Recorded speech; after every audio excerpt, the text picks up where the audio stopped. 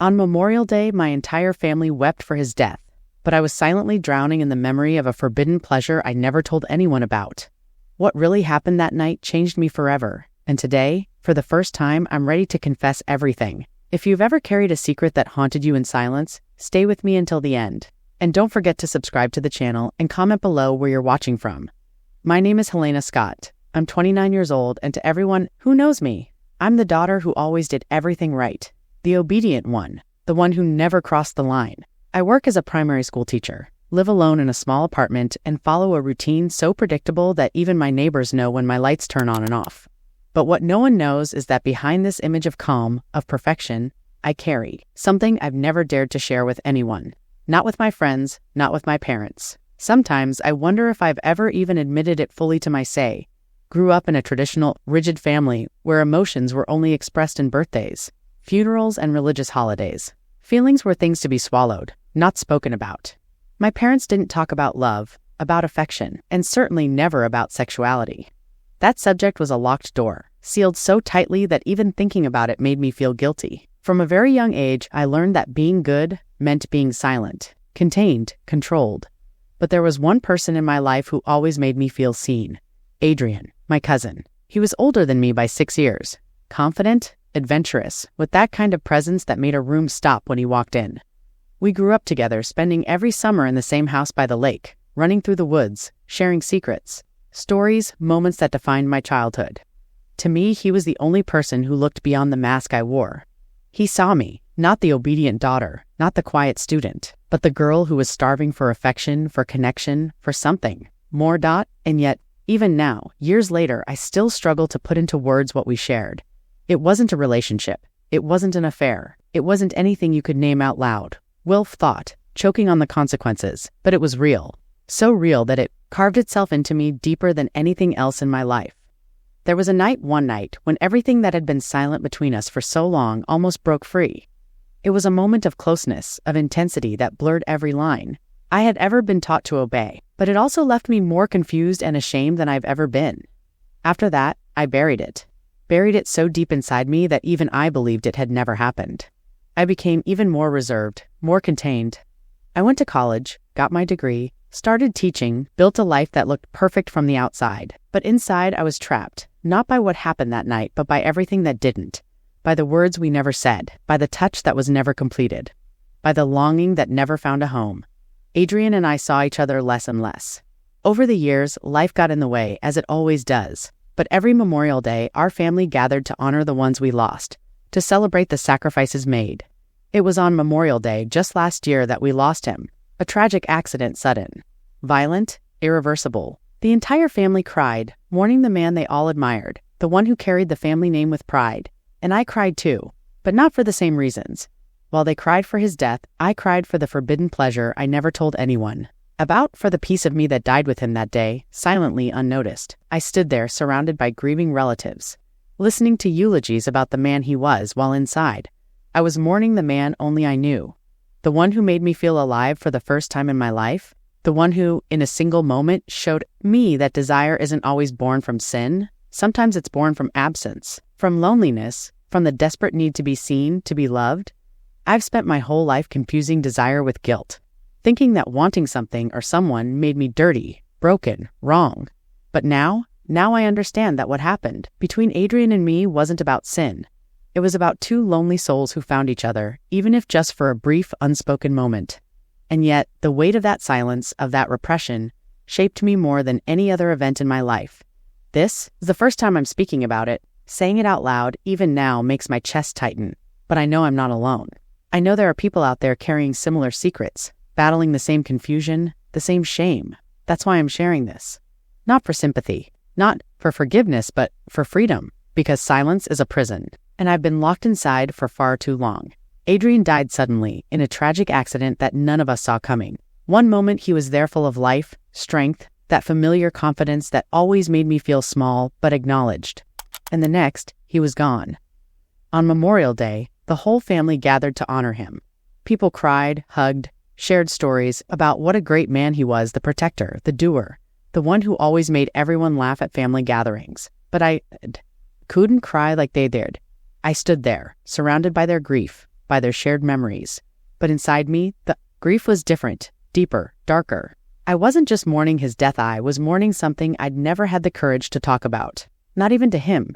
You see, when I was 16 and Adrian was 22, everything changed.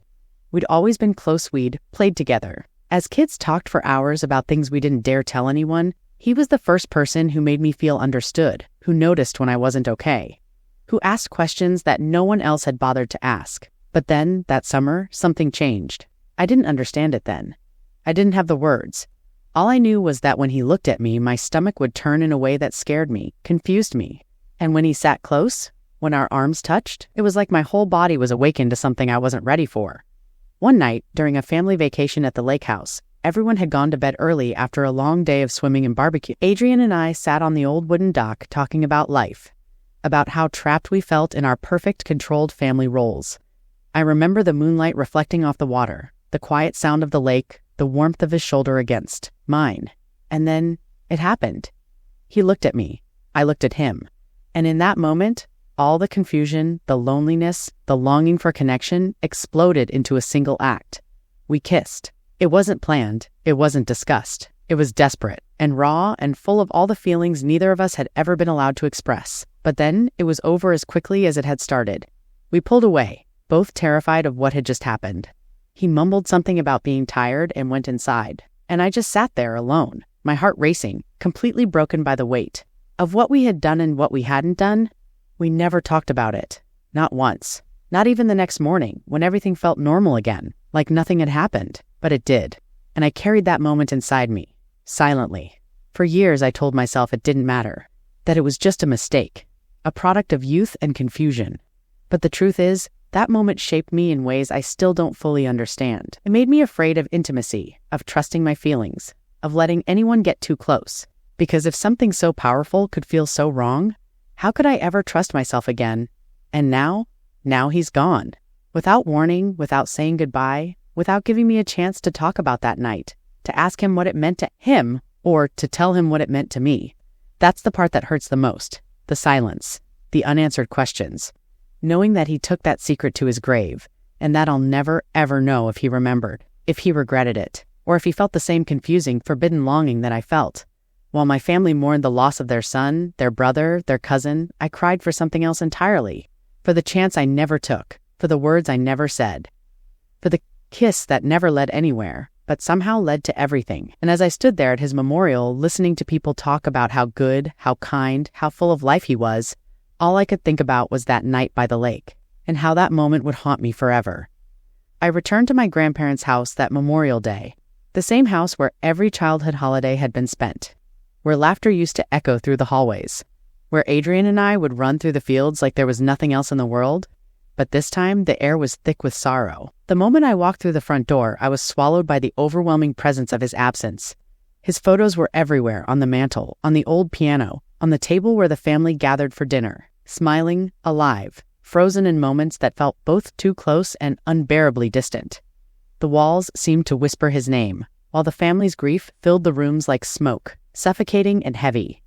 Everyone kept talking about his life of service, his bravery in the military, his loyalty to family. My uncle gave a speech about how Adrian was always the first to show up, the one who held everyone together. My aunt recalled how he'd call her every week, even from overseas. My grandmother just sat silently by the window, clutching his childhood photo like it could somehow bring him back. They remembered him as the golden boy, the protector, the hero. And I just stood there, nodding along, forcing polite smiles, hiding the avalanche inside me. Because my memories of him were different. Not just the ones of him being the cousin who taught me how to ride a bike or made me laugh when I was afraid of thunderstorms. But that one night, the night that no one knew about, the night that changed everything and that I could never ever talk about. It all started the summer I turned 17. I had just gone through my first real heartbreak. My high school boyfriend had dumped me out of nowhere. I felt ugly, unwanted, invisible. My parents didn't understand. My friends told me to get over it. But Adrian noticed. That was his gift. He always saw me even when I wanted to disappear. He found me crying in the barn that evening, sitting on a bale of hay, hiding from the world. He sat next to me, didn't ask any questions at first, just let me cry. Then, he started telling me stories about when he was my age, about how stupid boys could be, about how I deserved better. His voice was calm, steady, wrapping around me like a blanket. That's when I looked at him differently for the first time, not as my cousin, but as, I don't even know, someone safe, someone strong, someone who made me feel like I mattered. I don't know who leaned in first.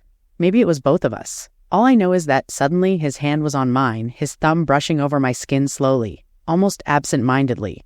But it wasn't absent-minded at all. It was deliberate. His eyes locked on mine. The space between us vanished. And then our lips met. It was soft at first, tentative, testing, but then it deepened, filled with everything neither of us had ever said out loud. His arms wrapped around me, and for the first time in my life, I felt wanted. Not for what I did or how I behaved, or because I was the good daughter or the model student, but for me, completely. But then, footsteps. Somewhere outside the barn, someone was coming. We pulled apart instantly, like children caught stealing candy, both breathing hard, both terrified of what we had just done. He stood up quickly, mumbling something about needing to check on something, and walked out. I sat there, frozen. My heart pounding against my ribs so hard I thought it might break through my chest. After that night, everything changed. But also, nothing did. We never spoke about it. Not the next morning. Not in the weeks that followed. It was as if that kiss had been erased from time, swallowed by silence. And then, just a few months later, he enlisted in the military. He left, and his visits home became rare and brief. When he was around, we acted like everything was normal. We laughed, we played cards with the family, we sat around bonfires. But we never mentioned that night. Not once. Every time he hugged me goodbye, every time he called me kiddo with that same protective grin, I wondered, did he remember? Did it haunt him like it haunted me? Or was it just a fleeting mistake for him? Something he buried and forgot now? Standing in that house surrounded by his photos, I realized I would never get those answers. The last time I saw him was 6 months before the accident. He had come home for Christmas, and we sat together in the living room after everyone had gone to bed, sipping hot cocoa like we used to. For a brief moment, I thought about bringing it up, asking him if he remembered, if it meant anything, but I didn't. I was too afraid of what he might say. Or worse, what he might not say. During the ceremony, someone I don't even remember who asked me if I would like to say a few words. At first, I wanted to refuse. How could I stand up there and speak about him without revealing the most important memory I had of him? But then I realized, maybe this was my only chance to honor him, even if only in part. I walked up to the front of the room, my legs shaking, my heart slamming in my chest. I looked out at my family, his parents, my parents, our siblings, cousins, all broken in their own ways. I opened my mouth and through the tears spoke about how Adrian always made me feel seen, how he always knew what to say to make me feel better, how he was more than just my cousin. He was my confidant, my protector, my friend. But I didn't say the rest. I didn't tell them about the night in the barn, about the kiss that had lingered in my mind for over a decade. I didn't tell them how. For me, his death wasn't just the loss of a family member, was the loss of the only person who ever touched that part of me, that hidden, confused, yearning part that no one else had ever even glimpsed. As I stepped down, applause filled the room. People hugged me, whispered how beautiful my words were, how proud Adrian would be. But none of them knew the truth. None of them could. Because how do you tell your family that your grief is different, that your tears are not just for the person they lost, but for the version of yourself that died with him? The rest of the day passed in a blur. More speeches, more shared memories, more food that no one really ate. I sat quietly, smiling when appropriate, nodding along. But inside, I kept replaying that night in the barn over and over again. The warmth of his lips, the strength of his arms, the fear in both of us when we realized what we'd done, and the questions kept swirling. Did he think about it after he left? Did it haunt him too? Or was it just me, trapped in this secret, carrying it alone all these years? Now, I would never know. And that uncertainty, that silence was the heaviest part of all. After the ceremony, after the hugs and the condolences, and the endless stream of relatives saying how much Adrian would be missed, I slipped away quietly, unnoticed. My feet moved almost on their own, leading me up the old wooden staircase, each step creaking with a familiar sound from childhood. I hadn't been up there in years, not since we were kids playing hide and seek, or teenagers sneaking away from the chaos of family gatherings, but I knew exactly where I was going. The room at the end of the hall. Adrian's room. The door was still slightly ajar, just like he always left it. I hesitated for a moment, my hand resting on the worn brass handle, as if opening that door would somehow break a spell or maybe cast a new one. Then I pushed it open and stepped inside. Everything was exactly as he'd left it. The bed neatly made, the dark blue comforter smoothed down. The books on his shelf still arranged alphabetically. He always had to have things in order. His old baseball cap was hanging from the corner of the bedpost, and on the desk by the window, next to a framed photo of him in his military uniform, sat a small wooden box. I stood there in the middle of the room, surrounded by echoes of his scent, faintly lingering in the air, his presence woven into every object. For a second, I almost expected him to walk in, flash that easy grin of his, and ask me what I was doing, snooping around. But he wouldn't, not ever again.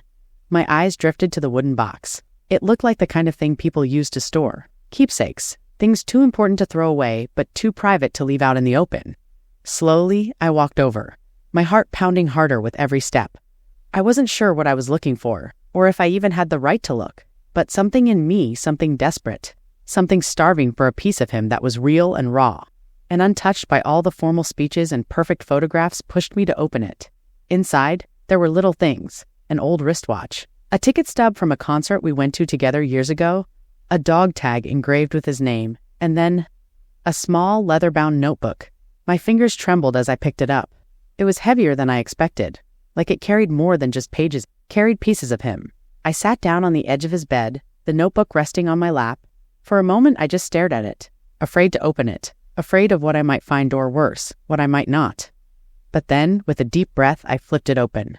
The pages were filled with his handwriting, messy but familiar. Some were list places he wanted to visit, books he wanted to read. Others were reflections, snippets of thoughts, sketches of dreams he never shared with anyone.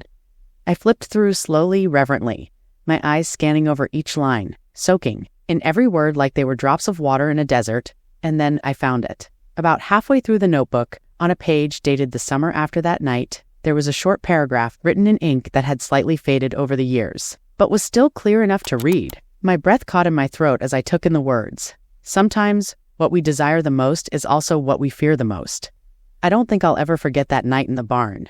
I wanted to protect her, but I also wanted her, and that scares me more than anything. I read the words again and again, my eyes filling with tears, my chest tightening so hard I could barely breathe. He remembered. All these years, all this time, I had been carrying the weight of that night alone, convinced that it was something that only haunted me, that maybe, for him, it was nothing more than a passing mistake, easily forgotten, easily dismissed. But it wasn't. It lived inside him too. He had wanted me, he had feared it too, and just like me, he had never been able to say it out loud. The sob broke out of me before I could stop it, raw and violent, echoing through the room like a confession. I clutched the notebook to my chest and bent over, letting the tears pour out freely for the first time since his death. Not the polite, measured tears I had shed in front of the family, but the kind that shake your whole body, the kind that come from the deepest place, the place where you've hidden everything you're too afraid to face. For so long, I had thought I was alone in this, that I was twisted for holding on to that memory, for replaying that moment over and over in my mind. I had buried it under layers of guilt and shame, convinced that my grief wasn't valid because it wasn't the kind of grief people could understand or accept.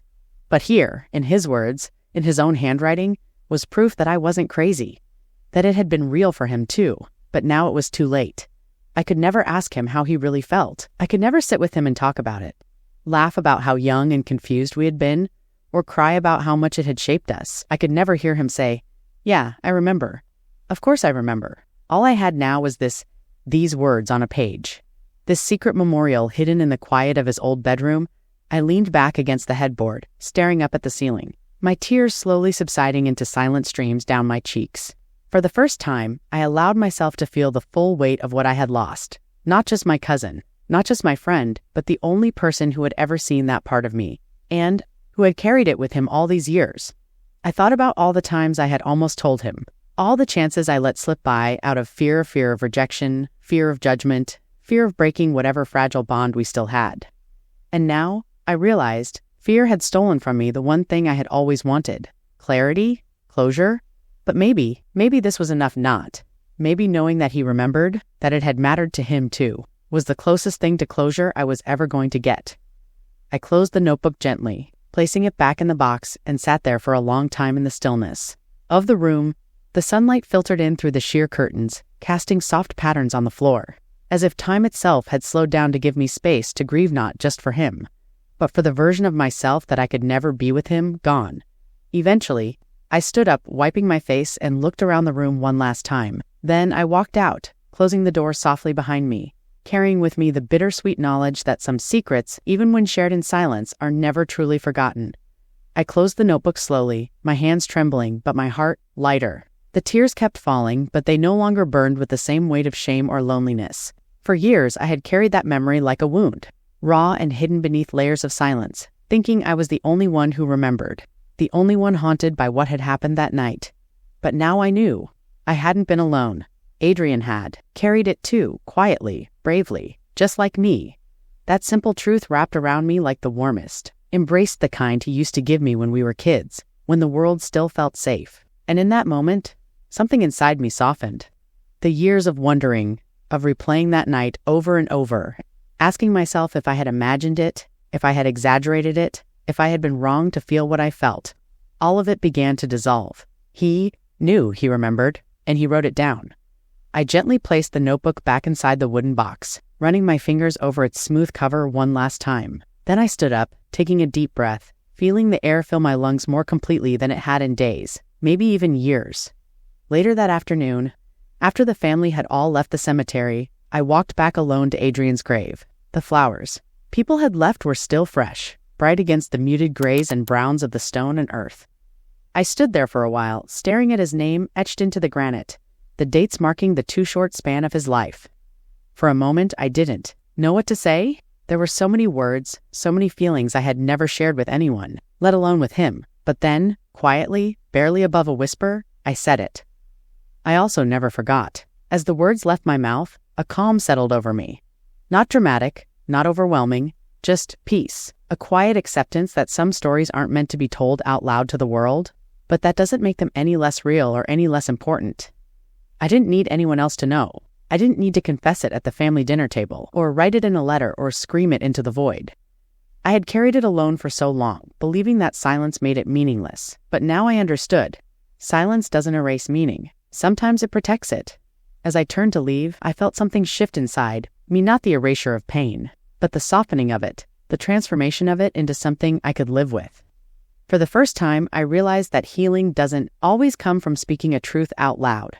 Sometimes it comes from simply accepting it for what it is. And as I walked away from his grave, with the wind gently brushing against my face and the late afternoon sun warming my back, I knew I was finally free. For so many years, I believed I was broken. I thought that what happened between me and Adrian was something shameful, something dark that defined me in the worst possible way. I wore that guilt-like armor, convinced that if anyone knew, they would see me as unworthy, as someone tainted. But now, standing on the other side of this silent confession, I realize how wrong I was. I am not broken. I was never broken. I was a girl, desperate to be seen, to be understood, to be held in a world where emotions like mine were silenced, judged, and hidden away. What I thought was pure sin was, in truth, a desperate search for connection, for affection, for someone to say, I see you, I care, and Adrian. He was that person for me, even if only for a fleeting, confusing moment.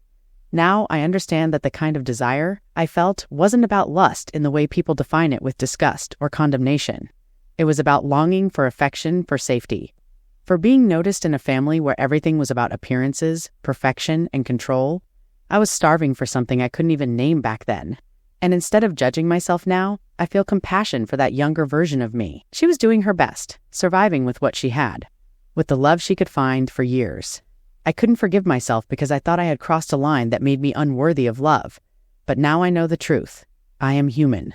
I make mistakes. I feel deeply, and sometimes my feelings are messy, complicated, even forbidden. But that doesn't make me less deserving of kindness, especially from myself. The real transformation wasn't about telling anyone my secret. It was about telling myself the truth and, more importantly, choosing to stop punishing myself for it. I finally learned to embrace my humanity. All of it, the desires, the mistakes, the silence, the longing. I realized that some parts of me don't need to be fixed. They just need to be held with tenderness. And as I move forward with my life, I know now that I don't need to hide from myself anymore. I don't need to be the perfect daughter or the flawless woman who never feels anything inappropriate or confusing. I can be honest, vulnerable, and still be worthy of love and peace. That's the gift Adrian left me without even knowing it, the permission to be human, to feel, to fall, to forgive. And now, more than ever, I am ready to live that truth fully, without shame. If my story resonated with you even in silence, I hope you know you're not alone. Sometimes the hardest truths we carry are the ones we never say out loud, but healing always begins with acknowledging them, even in silence. Share your experience in the comments if you feel ready, subscribe to the channel, and keep watching this video that's playing on your screen.